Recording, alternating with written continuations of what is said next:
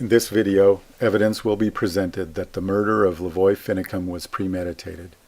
More specifically, it will be shown that an FBI agent fired a foam bullet, hitting LaVoy in the left side of his chest, where he often carried a gun, causing him to reach for the wound. The FBI agent fired this bullet for the purpose of making LaVoy reach in a way that would appear as if he was reaching for a gun, which would then justify the killing of LaVoy. The evidence will also show that these actions were premeditated and that they must have been planned by the FBI organizers of this operation. Red lines have been added to indicate shots fired. All shots were fired either by the FBI or the Oregon State Police. No shots were fired by LaVoy or the occupants of LaVoy's truck. The shot annotations were intended to be consistent with the Tri-County Major Incident Team analysis. However, one additional shot has been included that they did not reveal, and the evidence for this shot will be presented. Originally, LaVoy stopped when the FBI pulled him over. During this time, the FBI fired an unprovoked shot at Ryan Payne, who was in LaVoy's truck at the time. As a result of this shot, LaVoy decided to flee in his truck.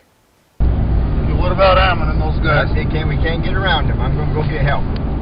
Okay. Stay down. I need a phone so I can call as soon as I get service. Keep watching the phone to see if you get any service. I don't have any. I can't even get Joe Rice. Coming up fast. Yeah, they are.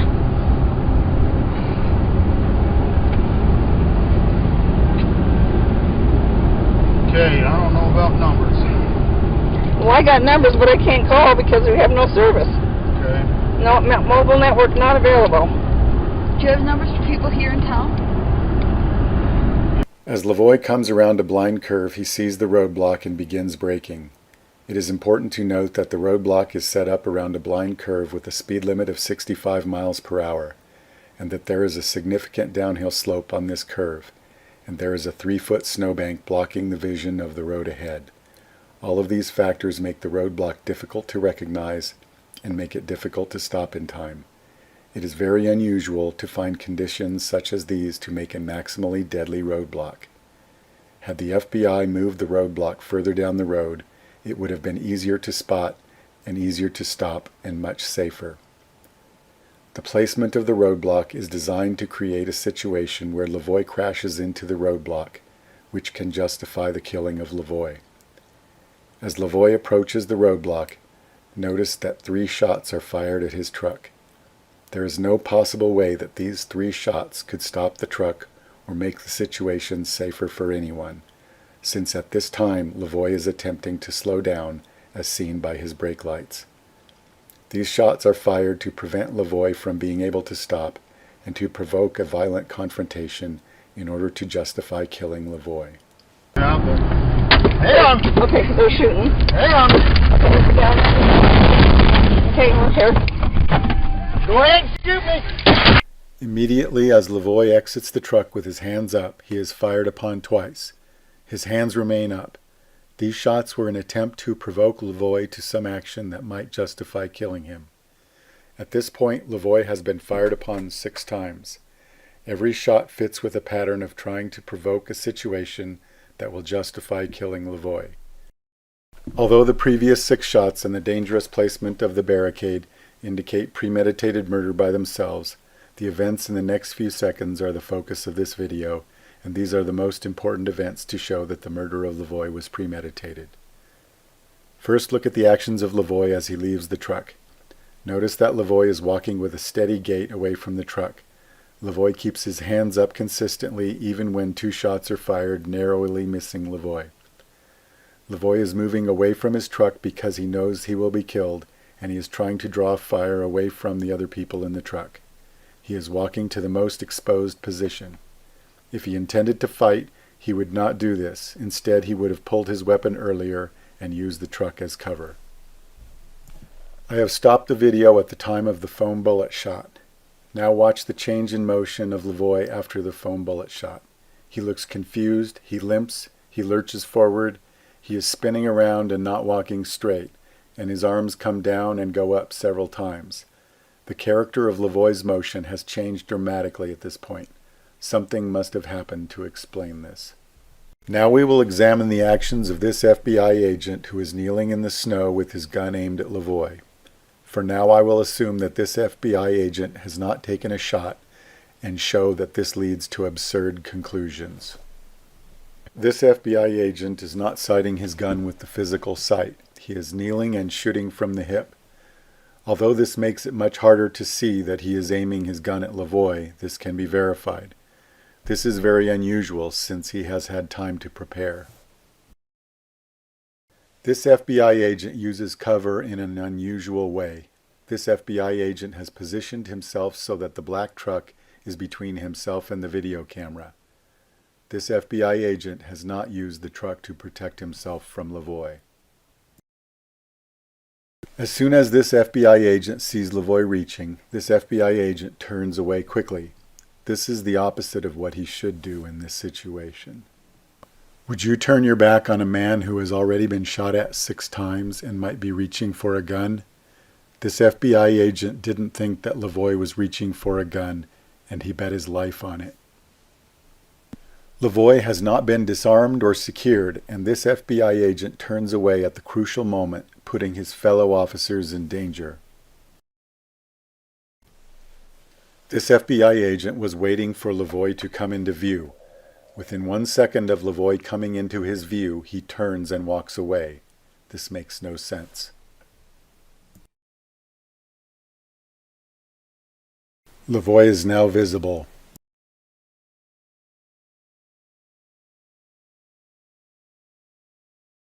The FBI agent turns away.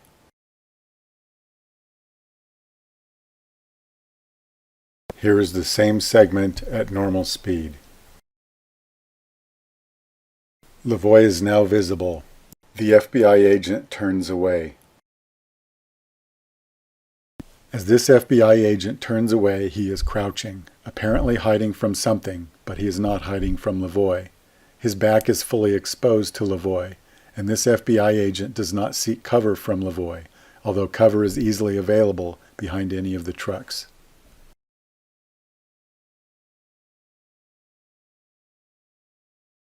While LaVoy is being killed, this FBI agent crouches in front of the white FBI truck.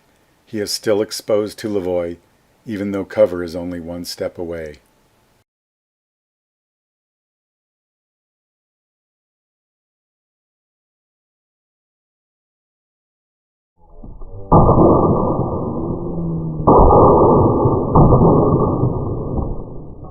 Immediately after LaVoy is killed, this FBI agent gets up and aims his gun at LaVoy's truck. Now this FBI agent uses a normal shooting posture.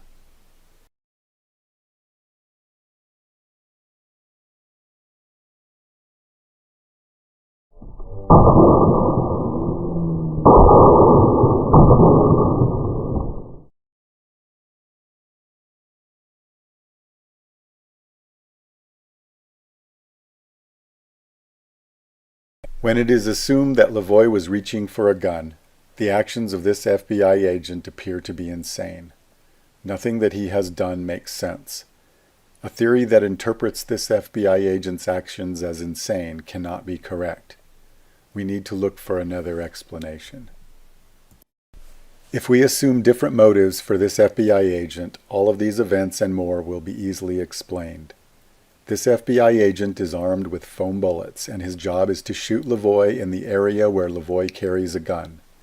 The purpose is to get LaVoy to reach for the wound, which will appear on the video as reaching for a gun, and the FBI will be able to justify the killing of LaVoy. This FBI agent must get his shot quickly, and he must get away quickly without being noticed on the video. This FBI agent cannot allow this shot to be detected, because it would prove that the killing of LaVoy was intentional and premeditated. It is the intent from the beginning for the FBI to release the video as justification for the killing of LaVoy, and this FBI agent knows this. Although this theory is simple, it predicts that many unusual events will be found. The FBI agent should shoot early and run away. The FBI agent should be more afraid of the camera than of LaVoy. It predicts the location of the foam bullet injury on LaVoy to be near where he normally carries the gun. It even predicts what the FBI story will be.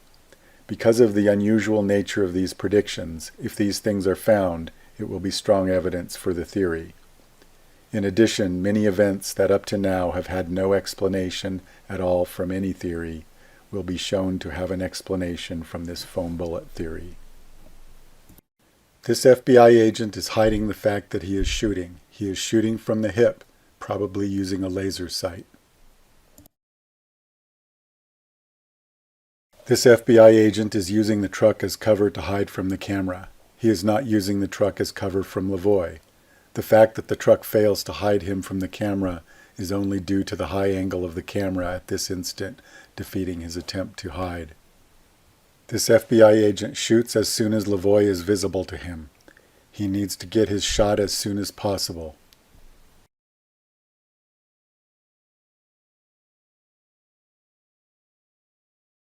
LaVoy becomes visible now. The FBI shoots now. The camera zoom is at the exact time when LaVoy comes into the view of the FBI agent. Did the camera operator know the plan and coordinate the timing of the zoom? Zooming at this exact time makes the foam bullet shot out of focus, but it enhances the vision of LaVoy reaching. If this is a coincidence, then it is a precisely timed and well-planned coincidence. LaVoy becomes visible now. The FBI shoots now. Here is the same segment at normal speed. Trying to. Stay down, stay down, stay down. There is a moment of motionlessness followed by a rapid relaxation of his body, indicating that this FBI agent has just taken a shot. Stay down, stay down, stay down, stay down, stay down, stay down. LaVoy reaches for the area where he has been shot. Stay down, stay down. LaVoy reaches with both hands equally as if reaching for a wound, not with one hand as if reaching for a gun. Stay down, stay down, stay down. LaVoy reaches down and then immediately puts his hands back up, consistent with fighting the involuntary response to reach for the wound, but not consistent with reaching for a gun. After the shot, LaVoy suddenly develops a very distinct limp, as if his left leg, or possibly the left side of his body, is injured.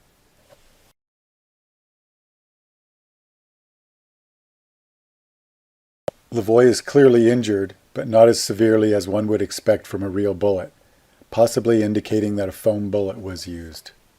Each time that LaVoy tries to lift and move his left leg, he also reaches down. This indicates that the wound may be in his torso rather than his leg, and also that each reach is due to the wound from the initial foam bullet.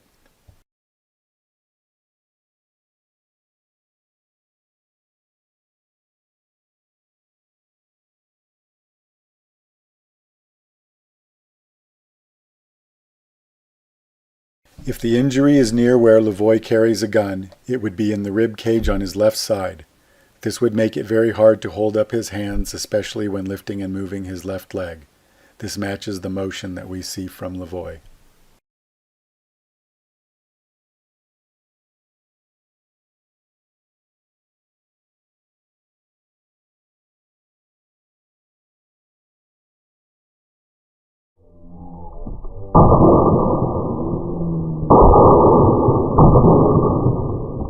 The FBI knows that it is very unlikely that anything would be found in the autopsy to reveal this wound. First of all, since LaVoy dies within seconds of this shot, bruising would not have time to form since his heart stops seconds later. Second, there is a lot of damage to the torso from real bullets, which could hide the superficial wound of a foam bullet. Now we will look at the autopsy report. This superficial abrasion is about the size of a bullet and is listed under number 2 gunshot wound of the neck and upper chest. The abrasion is near the gunshot exit, but it is not explained by the gunshot exit wound. This seems consistent with the type of injury expected from the foam bullet. The location of this wound also matches where LaVoy carries his gun. This diagram shows the approximate position of the gunshot exit wound, as well as the wound that I am interpreting as the foam bullet abrasion. The FBI special agent in charge for Oregon FBI will show us where LaVoy carries his gun. On multiple occasions, Mr. Finicum was observed wearing a shoulder holster on the left side where he carried a sidearm. The location and character of the wound in the autopsy and the location where LaVoy carries his gun are an exact match to the foam bullet theory. LaVoy's speech is disrupted during the shot. The shot occurs in the place that is labeled as inaudible in the audio transcript according to the Deschutes County Sheriff's Office, although they do not list a shot there. LaVoy's speech after the shot is not as clear as before the shot. Go ahead and shoot me. Damn! Trying to. Shoot me. Get on the ground. Stay down. Stay down. Stay down. Stay down. Stay down. Shoot me. You have to shoot me. Damn it. Are they shooting him? Did I shoot him? You assholes. The shot can be clearly heard on the video. The sound is muffled because of its position behind the truck. Because of this, the sound has no direct path to the truck cab where the sound is being recorded and is reflected off the trees and landscape. Stay down. Stay down. Stay down. Stay down. This is the officer's statements from the Major Incident Team report. Officer Force states that he can tell a less lethal shot by its sound.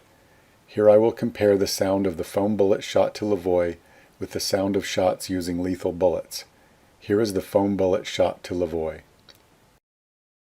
Stay down. Here are several shots using lethal bullets.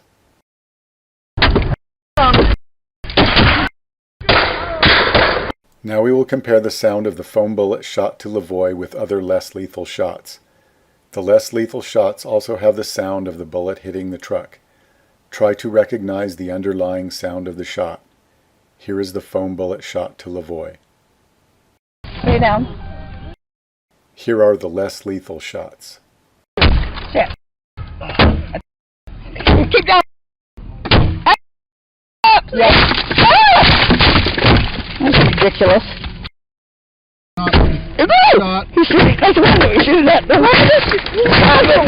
The sound of the shot to LaVoy is more consistent with the sound of less lethal shots. We now have confirmed that the foam bullet shot is heard on the video and that the sound is consistent with the less lethal shot. This is all completely consistent with the foam bullet theory.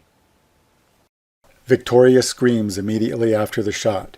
This indicates that Victoria saw LaVoy being shot. Before Victoria screams, Shauna says, "Stay down." After Victoria screams, Shauna again says, "Stay down." This indicates that Victoria was not staying down at this time and is further evidence that Victoria witnessed this shot. Stay down. Stay down.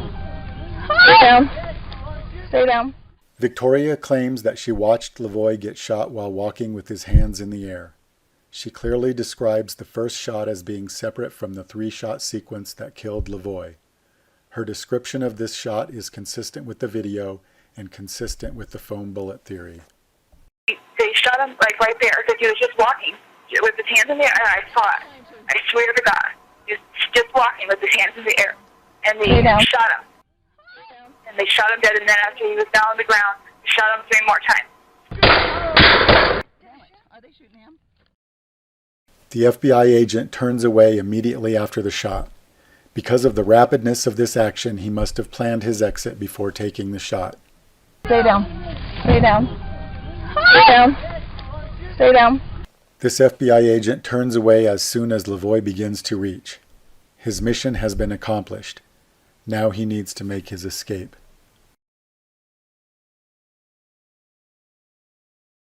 The FBI agent turning away at this time is an extreme action that is consistent with the foam bullet theory, but strongly contradicts the theory of LaVoy reaching for a gun. The FBI agent is not leaving his post, since his job was not to disarm and secure LaVoy, but to get LaVoy to reach for his wound.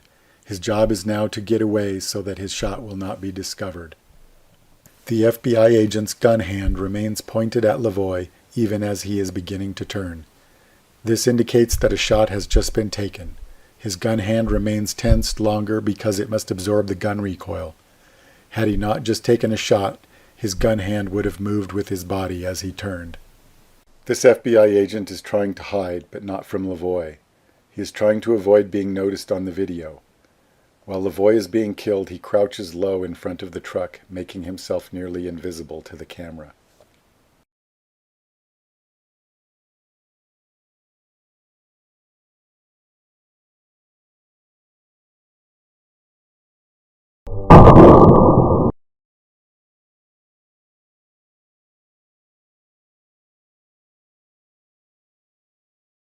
While LaVoy is being killed, this FBI agent is trying not to be seen. He wants the focus to be on the officers making the kill shot. Immediately after LaVoy has been shot, this FBI agent gets up out of hiding.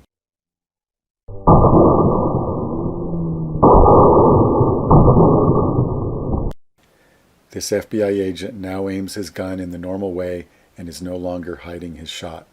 He acts as if he never had interaction with LaVoy.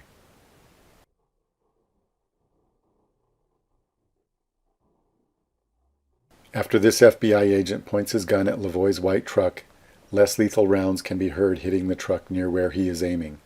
According to the major incident team, only less lethal rounds were fired at LaVoy's truck at this time. This is consistent with this FBI agent being armed with foam bullets. Damn it. Are they shooting him? Did they shoot him? You asshole. Oh my God! In the following video clip, Sheriff Nelson will present the findings of the major incident team. I have also inserted my own comments. When you see this footage in real time, you will see that Mr. Finicum rapidly gets out of his truck. There was no mention of the 2 shots that were fired at LaVoy as he got out of the truck. He is commanded to get on the ground. He does not comply with commands and get on the ground, and continues moving away from his truck. He is commanded a second time to get on the ground. Again, he does not comply and continues moving away. The video has been stopped just a few frames before LaVoy is shot with a foam bullet. He reaches across his body with his right hand into his jacket towards the area. This is not even an accurate description of the events in the video. LaVoy is clearly reaching with both hands. Saying that he is reaching across his body with his right hand is misleading. Where his gun was found. The Oregon State Police do not shoot. He lifts his hands. He looks down at his jacket and again reaches across his body with his right hand into his jacket towards the area where his gun was found. If LaVoy was reaching for a gun, he should have a gun in his hand after the first reach. There is no reason for him to fail at this task. There is no reason to look down, no reason to reach more than once, and no reason to put his hands up between reaches. These events are not consistent with reaching for a gun. The Oregon State Police do not shoot. It is important to note that our investigation has determined that at this point, Mr. Finicum has not been shot with any lethal rounds or less lethal rounds. If LaVoy has not been shot with any lethal or less lethal rounds, then there is nothing to prevent LaVoy from successfully grabbing his gun. If the major incident team claims that LaVoy was actually reaching for a gun, they need to explain what prevented him from doing it successfully after 3 tries.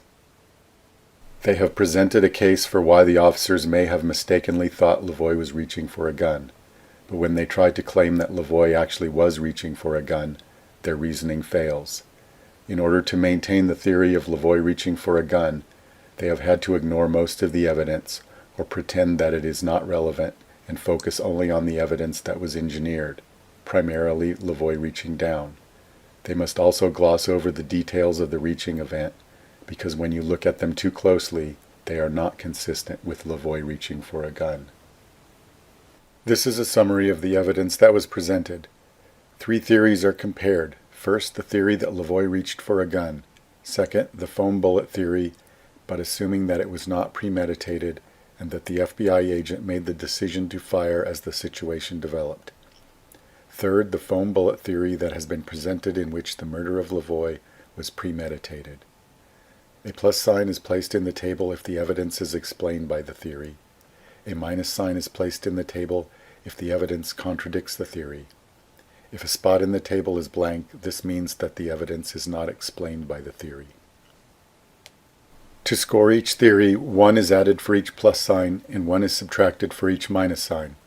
The total score for each theory is shown here. The theory that LaVoy reached for a gun has a negative score. This is because more evidence contradicts it than supports it. The foam bullet theory explains all of the evidence. If we remove the premeditated part of the foam bullet theory, the theory falls apart and explains less than half of the evidence. This shows that to explain all of the evidence, the murder of LaVoy must have been premeditated. It is clear that this analysis strongly supports the foam bullet theory and strongly supports the conclusion that these actions were premeditated. Because the actions of the FBI agent are radically inconsistent with normal behavior and normal procedures, there is no way to avoid the conclusion that these actions were premeditated. Although the actions of only one FBI agent have been analyzed, the theory requires that he was not acting alone. The planners of this operation are implicated even more because of the numerous coordinated actions necessary to create this situation. The evidence is clear and the conclusion is certain. The murder of LaVoy Finicum by the FBI was premeditated.